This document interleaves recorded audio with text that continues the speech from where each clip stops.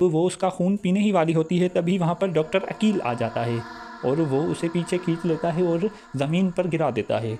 फिर वो चाकू लेकर उसके सीने पर वार करता है और उसे मार कर ही छोड़ता है। फिर वो परवेज़ से कहता है कि देखा, अब बताइए कि ये आपकी बहन है या 5 मिनट पहले जो थी।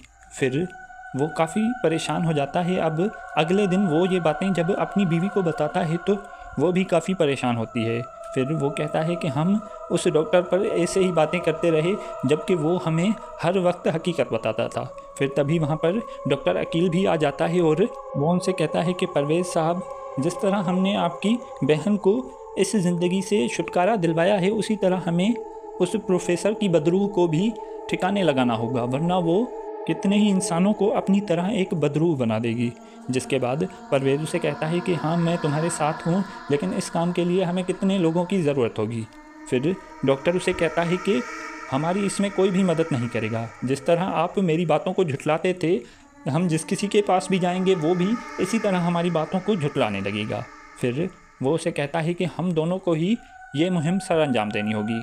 अब वो उसे कहता है कि हमें सबसे पहले प्रोफेसर के बारे में सब बातें जाननी होगी और उसकी हवेली के पास जो होटल है उसके मैनेजर से मिलना पड़ेगा। वो हमें बहुत अच्छी मालूमात दे सकता है प्रोफेसर के बारे में। फिर वो उसे कहता है कि कब चलना है, तो वो उसे कहता है कि अभी। फिर ये लोग उस होटल की तरफ चल देते हैं और उस होटल के मैनेजर से मिलते हैं। मैनेजर इन्हें बताता है कि प्रोफेसर की बदरूह काफ़ी सालों से भटक रही है और वो इतनी ताकतवर है कि 100 इंसान मिलकर भी उस अकेले का मुकाबला नहीं कर सकते। लेकिन फिर भी वो जो भी अपना काम करती है वो रात के वक्त करती है, दिन के वक्त उसकी नकलो हरकत बिल्कुल भी नहीं होती। और कहा जाता है कि अगर बदरूह के ऊपर सूरज की रोशनी पड़ेगी तो वो जलकर खाक हो जाएगी। फिर ये लोग उससे कहते हैं कि क्या ऐसा कभी नहीं हुआ कि उस पर सूरज की रोशनी पड़ी हो। फिर वो उन्हें बताता है कि ये बदरूहें बड़ी चालाक होती हैं। ये जैसे ही सुबह होने वाली होती है तो अपने मस्कन के पास पहुंच जाती हैं और अपने आप को महफूज कर लेती हैं। फिर वो उनसे पूछते हैं कि प्रोफेसर का मस्कन कहाँ है, तो वो उसे बताता है कि वही हवेली जहाँ पर तुम्हारा भाई गया था। अब वो लोग इससे ये बातें जानकर वहाँ से जाने लगते हैं और दूसरी तरफ परवेज़ की बीवी को एक कॉल आती है। फ़ोन पर उसे बताया जाता है कि परवेज़ साहब का एक्सीडेंट हो गया है, आप जल्दी से यहाँ पर आ जाइए। फिर वो बाहर निकलती है और टैक्सी पकड़कर परवेज़ के पास जाने लगती है, लेकिन टैक्सी ड्राइवर उसे एक सुनसान रोड पर लेकर आ जाता है और वो उसे कहती है कि गाड़ी रोको। फिर वो जब गाड़ी रोक देता है तो हमें ये दिखाया जाता है कि वो ड्राइवर प्रोफेसर होता है। फिर वो उसकी तरफ देखता है। अब अगले सीन में हमें ये दिखाया जाता है कि परवेज़ और डॉक्टर घर पर आ जाते हैं और उनकी नौकरानी उन्हें बताती है कि आपका तो एक्सीडेंट हो गया था और बीबी जी आपके पास ही गई हैं। फिर ये लोग वहाँ से बाहर निकलने लगते हैं, लेकिन तभी वहाँ पर परवेज़ की बीवी आ जाती है और वो उन्हें बताती है कि मैं तो ऐसे ही वॉक करने गई थी।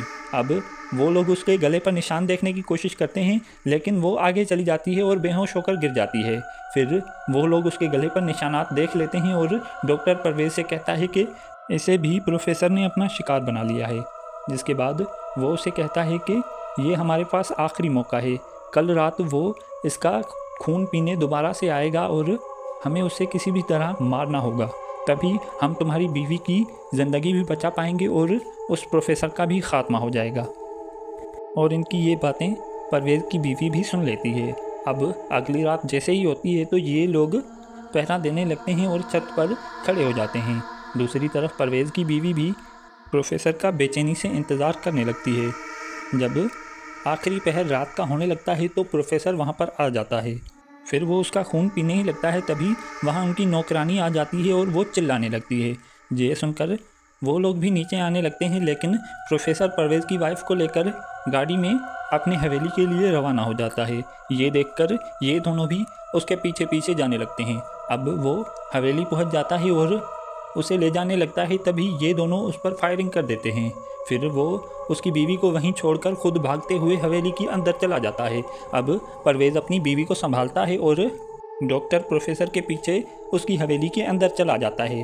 अब वो लोग एक दूसरे से लड़ने लगते हैं, लेकिन प्रोफेसर उस पर भारी पड़ता है। फिर वो लोग लड़ते लड़ते उसी तहखाने के अंदर आ जाते हैं और वो उसे नीचे फेंक देता है तो डॉक्टर बेहोश हो जाता है। अब वो उसके पास जाता है और उसका खून पीने लगता है तो वो होश में आ जाता है। अब वो उससे काफ़ी डर चुका था तो वो वहाँ से भागकर उससे छुप जाता है। अब प्रोफेसर उसे ढूंढने की कोशिश करता है। फिर वो जब बाहर का रास्ता देख लेता है तो प्रोफेसर अचानक उसके सामने आ जाता है। अब वो वहाँ से भागने की कोशिश करता है लेकिन फिर से दोबारा उसके सामने प्रोफेसर आ जाता है। अब वो अल्लाह से मदद मांगता है और पीछे हट जाता है तो वहाँ पर उसे खिड़की नज़र आ जाती है और उसका हाथ खिड़की पर लगते ही खिड़की खुल जाती है और सूरज भी निकल आया था और उसकी रोशनी पड़ते ही प्रोफेसर जलने लगता है और वो मिट्टी का बन जाता है और वो मर जाता है। फिर ये लोग यहाँ से जाने लगते हैं और परवेज़ की वाइफ को भी होश आ जाता है और यहीं पर ये मूवी एंड हो जाती है।